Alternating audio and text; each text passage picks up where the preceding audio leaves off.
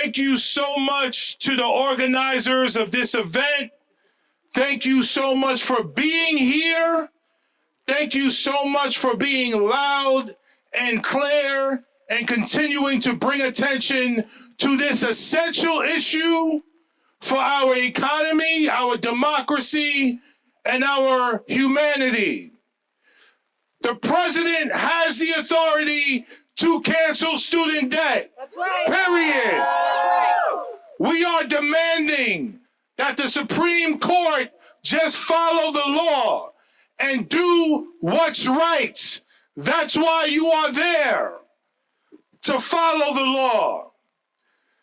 As we know, we all have tremendous amounts of student debt because of the predatory practices of our capitalist economy. They preyed upon us beginning in high school. We want you to go to college. You have the ability to go to college. You should apply to all of these amazing colleges. You have the grades, you have the test scores. And many of us were the first in our families to go to college, like me. So I registered, I got myself in, then all of a sudden I realized I couldn't afford it. And colleges know this is going to happen. And so they present you with these opportunities to receive student loans. And when you're in college and you're 18 and you didn't take many finance courses or economic courses and you don't really know how our economic structure works, it feels like free money to you. So you sign on the dotted line. And then you sign the next semester, and the next semester, and the next semester.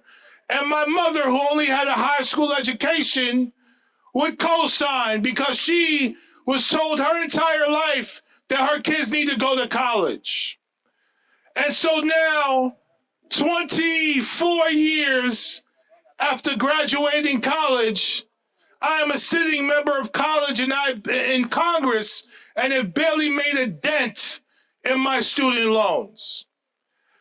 And I hear the same thing from constituents up and down my district, 60 and 70 years old, paying back student loans for decades and barely making a dent. So the Supreme Court tomorrow has to do the right thing, and we need President Biden to speak up tonight and call on the Supreme Court to do the right thing and cancel student debt, all of it. And why the hell are we paying for education in the first place? College should be free. You should pay us to go to school. Because guess what? When we get out, we are contributing to this society and this democracy and this economy and making it stronger. So not only should we cancel student debt, we should make community college and four-year college and vocational school and every post-secondary opportunity free. And I'll close with this and pass to my amazing, fierce, awesome sister, Rashida Tlaib, representing Detroit, Michigan in the building. I'll pass it to her in a second. But I just want to say this last part. We have corporations making record profits. We have CEOs making record profits. We have wealth inequality in this country that's larger than the Gilded Age. We spend almost $1 trillion a year on our defense. We almost have as many nuclear weapons than we do hospitals in our country. And we have gun violence ravaging communities every day. If we can afford to spend $1 trillion on our defense, we can afford to cancel all student debt and make college free in this country. And so I need for America, Congress, the president, and the Supreme Court tomorrow to take the important step to heal our society, relieve people of this burden, relieve people of them being preyed upon in the way they have been, so that they can contribute to our society through starting a family, buying a home, affording childcare, and saving humanity from itself. So thank you again, organizers, for being freaking awesome. We are out here in the cold-ass rain. Thank you, Rashida, for holding this umbrella over my head. It's kind of elevated. It's elevated over my head. And now it's my pleasure to pass it to my sister, Rashida Tlaib, and now I will hold the umbrella for you. Thank you so much. I got it. You're not holding it. Thank you all so much for being out here. I just want you all to know, just to be out here in this presence with all of you, coming from the amazing district of mine, the 12th District Strong, who is standing with you all. They might not physically be here, but I promise you, they are with you in so much spirit, but also their ability and capacity to continue to push me and give credibility to myself and to all of you that we got to do something about education debt in our country. It is out of control. The United States government is the largest holder of consumer debt outside of mortgages because of education debt. For us to treat education debt in this way that holds people back, their ability to thrive. I've seen over and over again from town halls and meetings and talking to my residents, they are so much like struggling to pay rent, to be able to even want to become homeowners. One young girl goes, I just feel like who's going to want to even be with me to have a future when I have this much debt, when all I wanted to do was come back to the community and serve them with my degree. In Detroit, the most beautiful, blackest city in the country, we birth movements. And one thing that I've learned is sometimes it's not who's in Congress, but who's in the White House that has transformative change.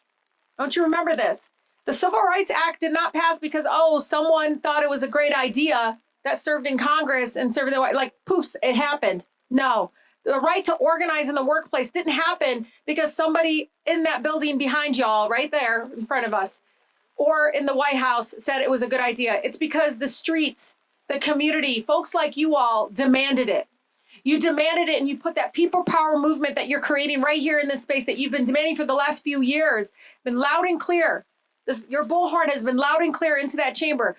We would not be talking about education debt. The fact that the President of the United States exercised his legal authority to be able to forgive debt. Again, I hate calling it forgive. That's right. Because there's nothing to forget. Y'all went to go, because we told you to go to college, you did it. But to be able to address this education crisis, he had the legal authority, as Representative Bowman said. It was because you all didn't stop fighting for it. Really, it would not have happened but for you all not continue to fight for it. We're not addressing these critical, massive issues in our country because somebody over here thought it was great. It's not.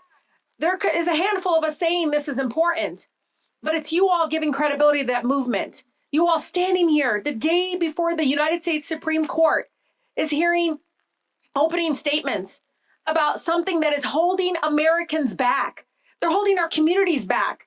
Our opportunity to be able to thrive in our country, this is one of the tools that if we loosen up, if we address it in a critical way, we're going to be able to see, again, people be able to move on with their lives. I cannot tell you how I feel when I'm talking to folks about this issue, how they feel paralyzed. They feel like their lives cannot grow or cannot get better until we address this issue in a very meaningful way. So we know the President of the United States did what you all asked him to do. We know we wanted to go farther, but it was something. And now we have an unelected body trying to reverse that decision. And you all are saying, hell no. And I appreciate that so much. Because again, the 12th District Strong in my community is with you. And they're asking for this every single day. Every time I talk to folks, talking to a lot of folks throughout the community, when I hear 60, 70-year-olds telling me they still have education debt, that tells you that this is going to continue again being something that holds our families and our communities and neighborhoods back. So Thank you, of course, the courage of my colleagues, many of us who've been saying this from day one, but thank you all for standing out here.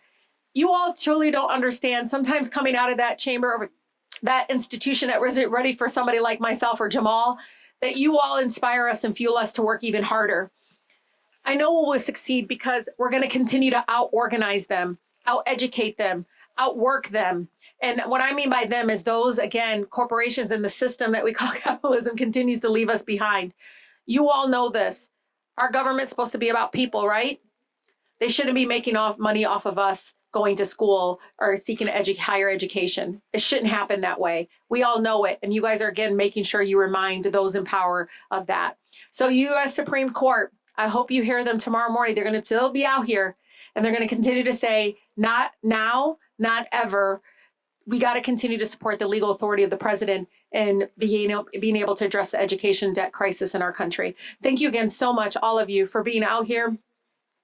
I look at your beautiful young faces. You can see my mama bear coming out of me. But I'm just going to be thinking of all you, again, wrapping my arms around all of you. Thank you, thank you, thank you. Thank you for continuing to put the people power movement behind everything that we're standing up for in the United States Capitol. So thank you all so much. God bless you.